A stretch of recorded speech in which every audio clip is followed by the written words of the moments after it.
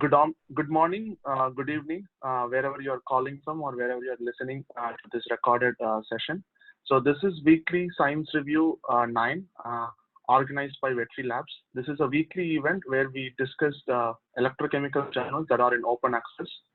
At Vetri Labs, we focus on implementing electrochemical technologies at scale. So today we have Archana Sekar, the third year graduate student at Kansas State University, leading the discussion. Over to you, Archana. Thank you. Okay. So today I'm going to discuss a recent paper published in Electrochemistry Communications. The title of the paper is Evolution of Composition and Structure of platinum rhodium on carbon in acidic methanol electrooxidation processes. Let me take the laser pointer. Okay, so as we all know, there has been a growing energy demand, and that has attracted the investigation of several energy conversion and energy storage devices. One such device is a fuel cell. So fuel cell is a device which directly converts chemical energy to electrical energy. As far as you supply a chemical to the fuel cell, you will be able to produce energy.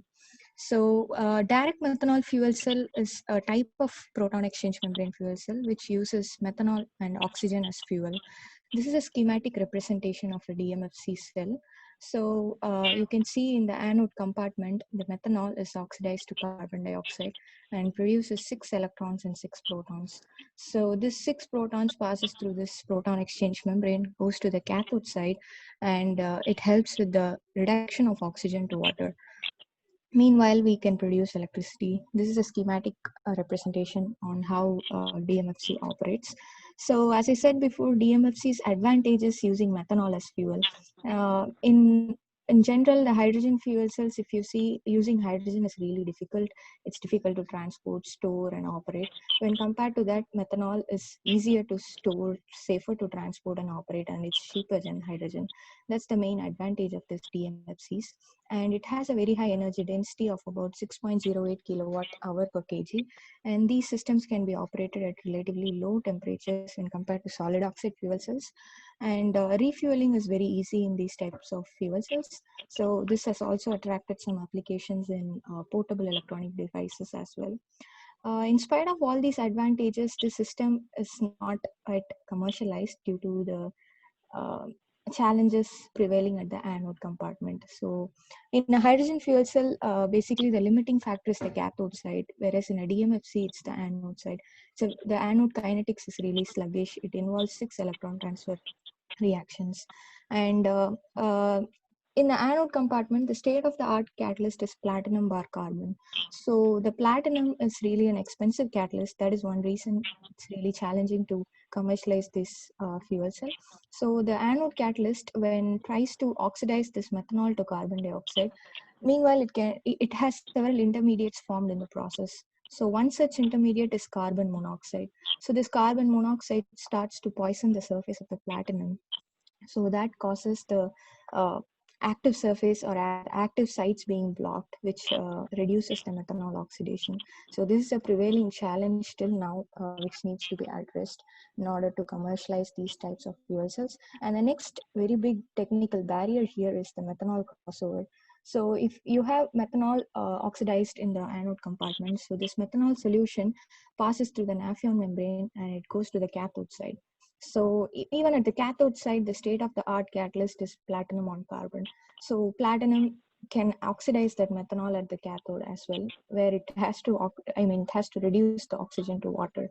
So this totally reduces the efficiency of the cell. So we never get a power density as high as we should with a high concentration methanol. So generally, for this reason, people generally use low concentrations of methanol. So that is very big challenge which needs to be addressed. And as I said, the high cost of PT is another issue. So with this brief introduction, I'll explain more on the mechanisms of anode catalyst, how it oxidizes the methanol. As I said before, platinum or carbon is the state of the art catalyst. You can see the methanol molecule.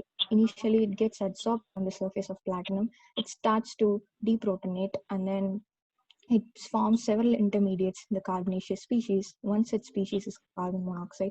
It gets adsorbed on the surface. In order to remove this carbon monoxide from the surface, it needs hydroxyl groups to react with it to form carbon dioxide. So platinum by itself, it can produce hydroxyl groups, but at a very high potential. Like if you see in the CV, if you sweep the potential from 0 to a positive potential, at 0.7 this is RHE, platinum can produce hydroxyl groups, which can help to remove this carbon monoxide to carbon dioxide. But by the time the hydroxyl group can form on the surface of platinum, platinum surface will be completely poisoned. So in order to address this, a secondary metal is generally used. One such metal is ruthenium. So for platinum, ruthenium system is the best catalyst for methanol oxidation. So this ruthenium, it can produce hydroxyl groups relatively at a lower potential when compared to platinum.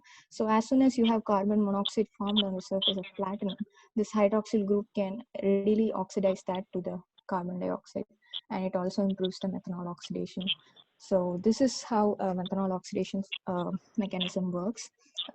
This is a typical cyclic voltammogram of a methanol oxidation. You can see two oxidation peaks here.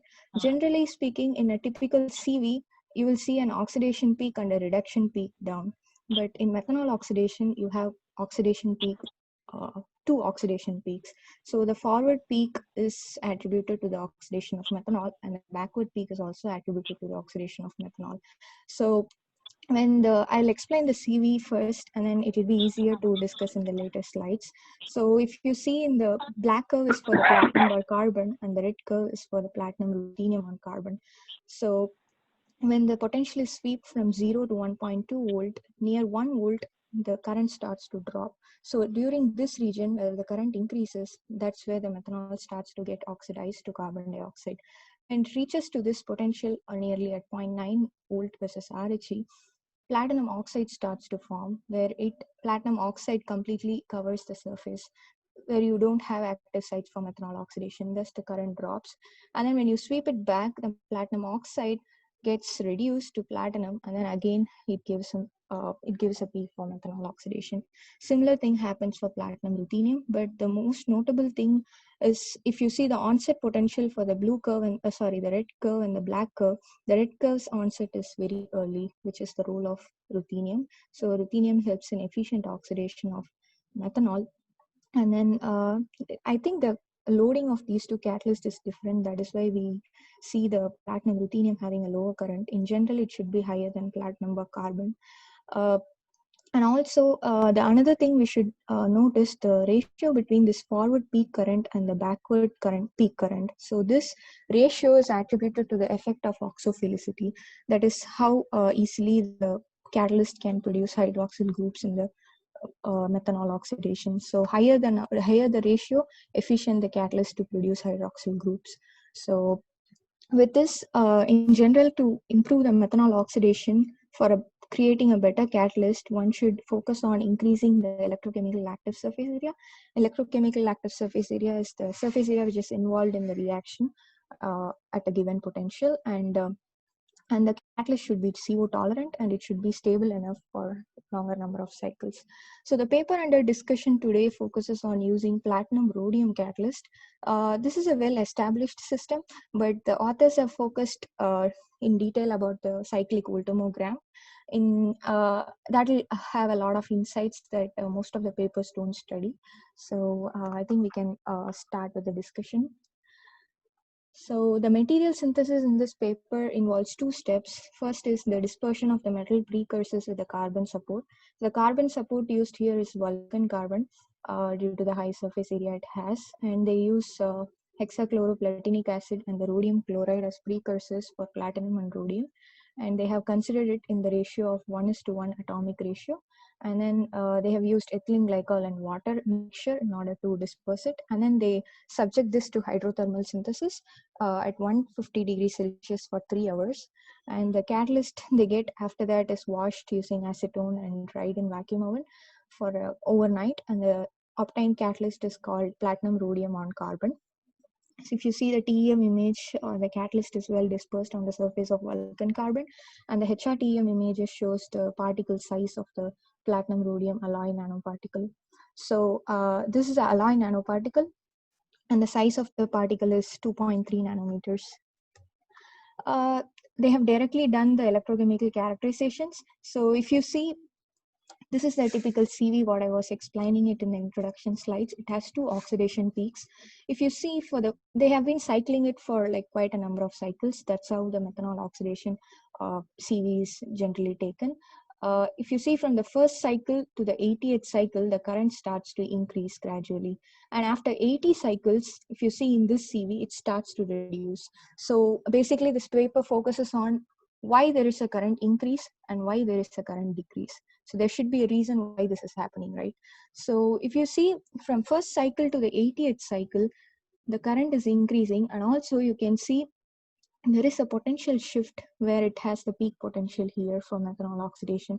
So the authors attribute this increase in current is due to the exposure of more PT surface. So initially when the system is studied, the platinum rhodium alloy is in alloy form. When it starts to be cycled from first to 80th cycle, the rhodium starts to dissolute away from the surface because you're sweeping to a potential till 1 volt, which is very high for like rhodium kind of catalysts. So the rhodium starts to dissolute from the surface. So when it dissolutes away, you have fresh platinum on the surface. So platinum is a good catalyst for methanol oxidation. So it starts to increase to a level where it has highest exposure. This is also supported with the CV, which is done in just 0.5 molar sulfuric acid. So this methanol oxidation is generally done in a mixture of 0.5 molar sulfuric acid and 1 molar methanol. Here, the methanol is removed and the same potential region is used. The one thing I noticed is the difference in the potential they have studied in these two graphs. If you see, this CV is done till 1.2 volt and this is done till 1 volt. It would have been more relative comparison when it has a CV till 1 volt, but it's okay. So you can see after 80 cycles, the peak for the hydrogen desorption region shifts, as well as the hydrogen adsorption region shifts, and the oxygen reduction regions shifts. So they say that when platinum rhodium catalyst is present, the peak for the hydrogen adsorption and desorption region is much far away from platinum. When the rhodium starts to dissolute away, you could see the well-defined peaks for the platinum. So this is one of the reasons why there's a current increase. In general, like it differs from literature to literature, what the authors consider to select the cycle. In general, people take 25th cycle or 50th cycle, but we never know is it whether the true catalyst activity of the alloy. So I think that has to be addressed. And with from the 80th cycle to the 128th cycle, if you see here, from 80th cycle, it starts to drop. So they have chosen a particular cycle in order to explain it in detail. So they have chosen till 120 cycle, it starts to reduce. So this reduction in current is attributed to the agglomeration of the PT catalyst. So it is an alloy, platinum rhodium alloy. When it cycles till 80 cycles, the rhodium starts to dissolute. After 80 cycles, the current drops, meaning the platinum which is exposed on the surface starts to agglomerate. So that indeed reduces the active surface area. So if you have a lower surface area, then your current starts to decrease, and that's the reason it's decreasing. This is also supported with the CV in 0.5 molar sulfuric acid. So you can see the peaks getting back to the platinum's exposed surface. Like if you take a CV for a bulk platinum, it should overlap with this. And with this, in order to support that claim, they have done CO stripping analysis. In general, for methanol oxidation catalyst, as I said before, it should be CO tolerant. So if it is, if you see this black curve, this is the platinum rhodium catalyst synthesized initially. So if you see the CO oxidation peak potential, it's at 0.772 volt. So earlier this peak potential is better the catalyst. So for the 80th cycle catalyst, as I said, the rhodium dissolutes away when rhodium is helping in providing the hydroxyl groups to efficiently oxidize the methanol. So if rhodium is dissoluting away, the CO oxidation peak is shifted to more positive. So this is also an indication that there is the dissolution of rhodium after those 80 cycles. And till 128th cycle, if you see, it still further moves away. See, they climb this to further dissolution of rhodium and also particle size increase in platinum. This is a graph they have plotted for the number of cycles and the current density, the methanol oxidation current density at 0.5 volt versus RHE. That is the onset region. So they have studied the onset region current decrease after a quite number of cycles. If you see, even at 10 cycle, at the 10th cycle, the current seems to be higher at the onset. After that, it starts to reduce. I think that is the uh, current, or that is the cycle at which one should stop in order to study the original uh, catalyst activity for methanol oxidation. Rather, in several papers, they just take the peak potential and then peak current density, which they have the highest, and then they report it. But it seems like the original activity which is shown at the highest is due to just the platinum, not the alloy which is being formed. In order to further support this dissolution and agglomeration, they have done a quite good material characterization. They started with TEM and HRTEM imaging. As shown before, the as-synthesized catalyst, you can see it is well dispersed on the surface of Vulcan, and the particle size was calculated from the HRTEM image. It was found to be 2.3 nanometers. After 80th cycle, the catalyst was removed from the working electrode, and then it was subjected to TEM imaging. And if you can see this, at that potential, you still have agglomeration, which is like the particle size has increased to 3.9 nanometers. After 128th cycle, it still has increased slightly. And with this, they also went ahead to do XRD and EDAX. So with XRD, you can see they have done it for the same three catalysts at different cycles. The initial is the black, and the red is the catalyst after 80 cycles, and 120 blue is the catalyst after 120 cycles. If you see the black curve in the blow up image, the peak is centered at 40.2 degrees. So if you see for a platinum catalyst, the PT peak for 111 region is at 39.6 degrees. So if you form an alloy, the catalyst, the lattice constant of the platinum shrinks, and then the shifts in the 2 theta value in XRD, and that's when you see a shift in this higher 2 theta values for any alloy catalyst. When any secondary metal is alloyed with platinum, you should see a shift in the 2 theta value in XRD. That's what they have seen. After 80 cycles, as we said, the rhodium starts to dilute away. The peak shifted to the original value, that is for the PT. So it shows that there is a significant decrease in the 2 theta value, and even they see that after 120 cycles as well. And this is supported with the EDAX analysis. In the EDAX analysis, they have calculated the atomic percentage between platinum and rhodium.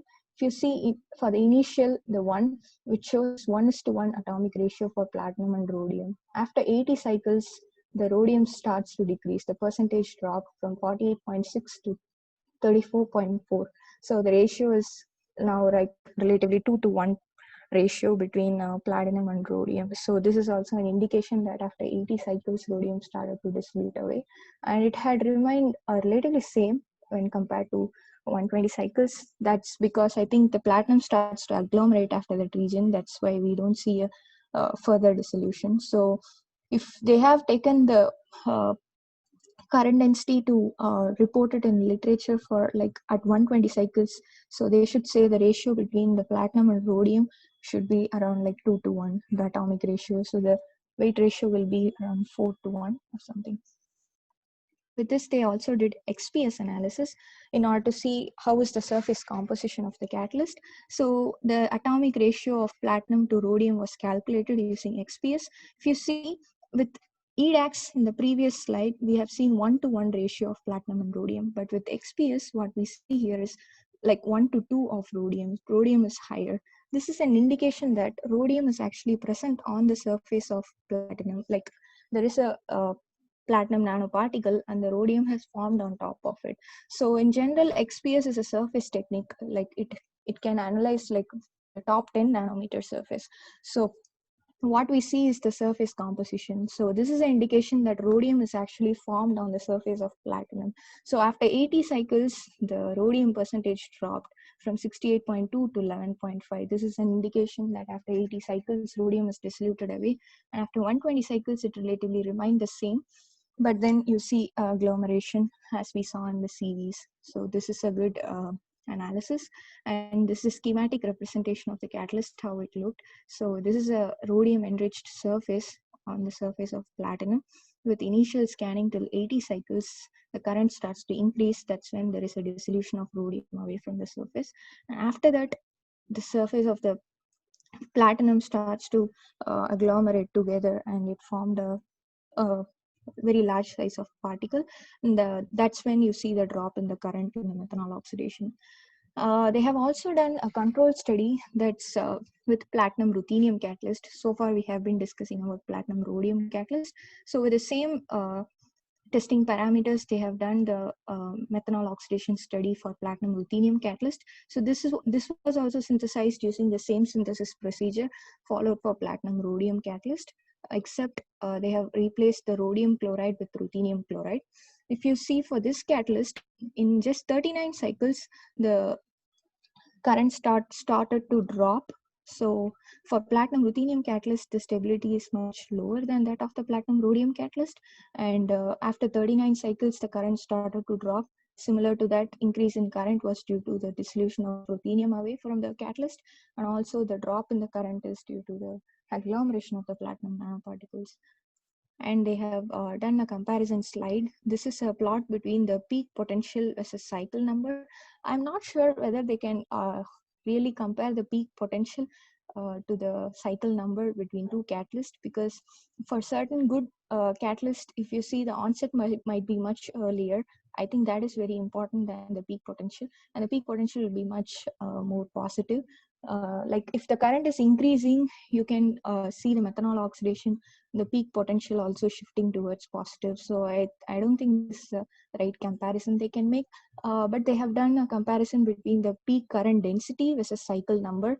You can see the peak current density of platinum rhodium catalyst is higher when compared to platinum ruthenium catalyst, even though if you are talking about just the platinum and the rhodium catalyst present in a different ratio than the ratio they say in the initial studies, the activity of platinum rhodium is much higher. With this, the authors conclude this study, and the authors characterize the evolution of the platinum rhodium on carbon with the aspects of composition, structure, and electrochemical performance during the electrocatalytic methanol oxidation process. The rapid dissolution of rhodium occurs at first 80 cycles, which can expose more PT active sites of the platinum rhodium alloys. After 80 cycles, the rhodium barely dissolves due to the aggregation and recombination of the active platinum atoms on the surface, which leads to a relatively stable catalytic performance. Compared to the ruthenium in platinum ruthenium carbon, the rhodium in platinum rhodium possesses relatively higher stability towards methanol oxidation reaction under acidic conditions. With this, I would like to acknowledge Dr. Chok for giving me this opportunity to present this paper here. And I would also like to acknowledge Vetri Labs. And thank you for the discussion.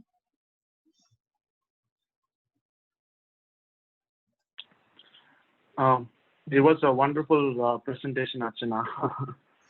So, thank you. Yeah, I mean, we have worked most on this. We just know that it actually dilutes, but this is actually a good one that we can analyze.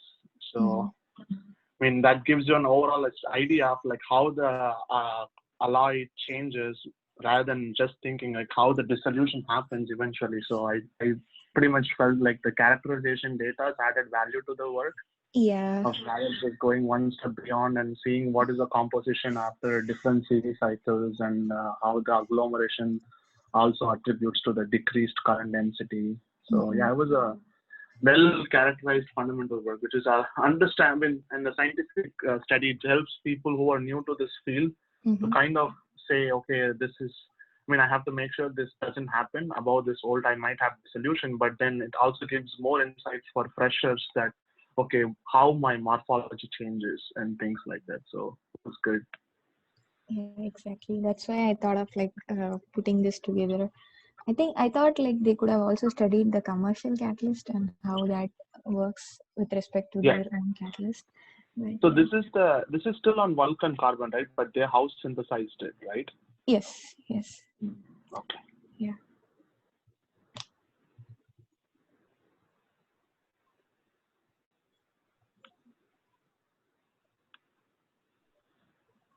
Anyone else has any comments or questions?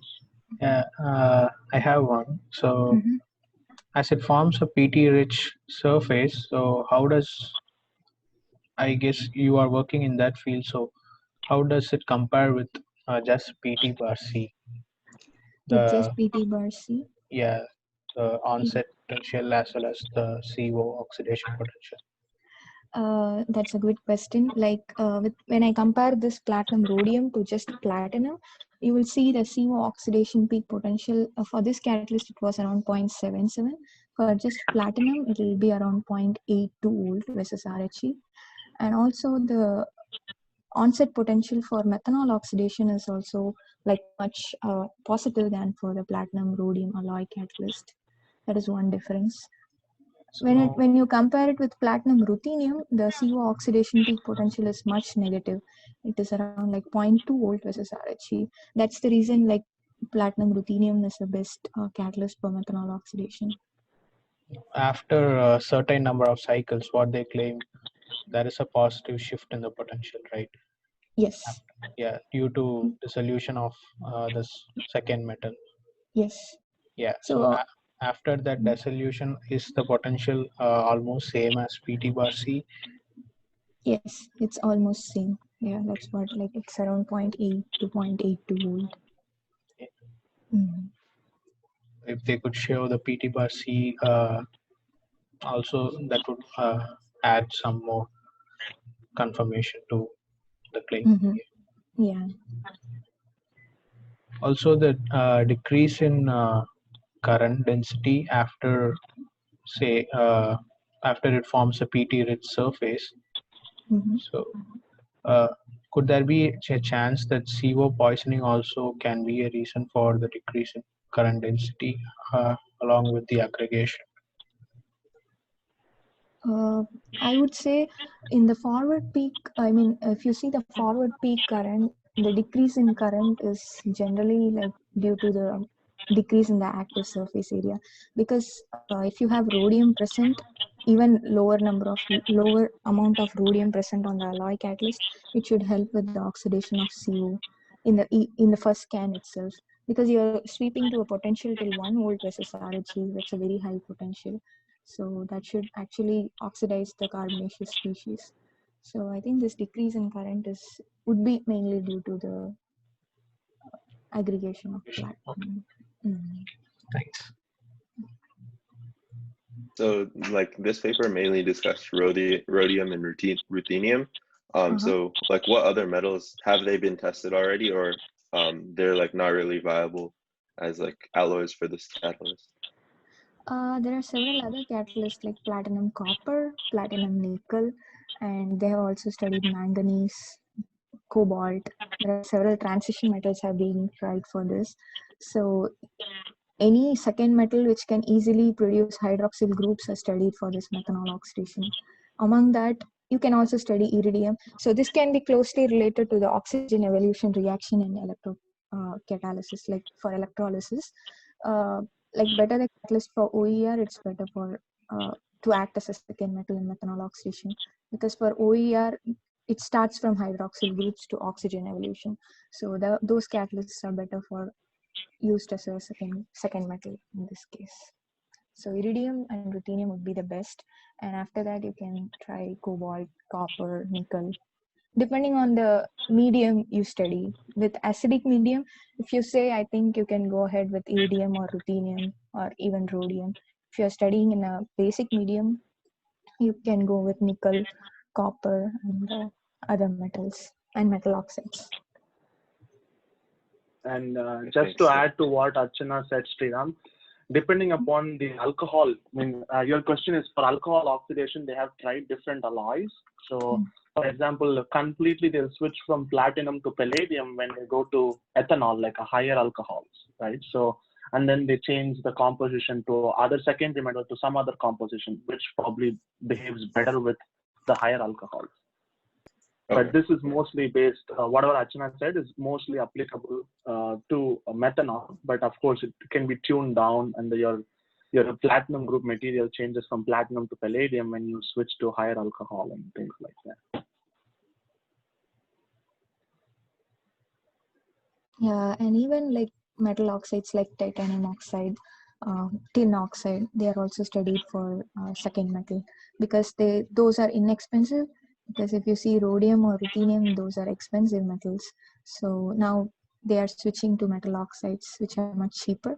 But one thing they would compromise is the electrical conductivity of the catalyst in total. So that's when we need the carbon support inevitably. Yeah, I think like when we were doing research for the peroxide, like Mhm. those catalysts, like those same catalysts, like tin oxide and titanium oxide came up as well, like as a support. Yeah.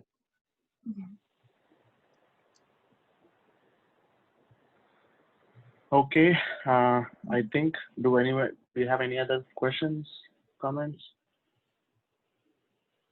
Okay. So with that, Archana, could you move on to the next slide to show what will Yeah, be the next week's paper? yeah.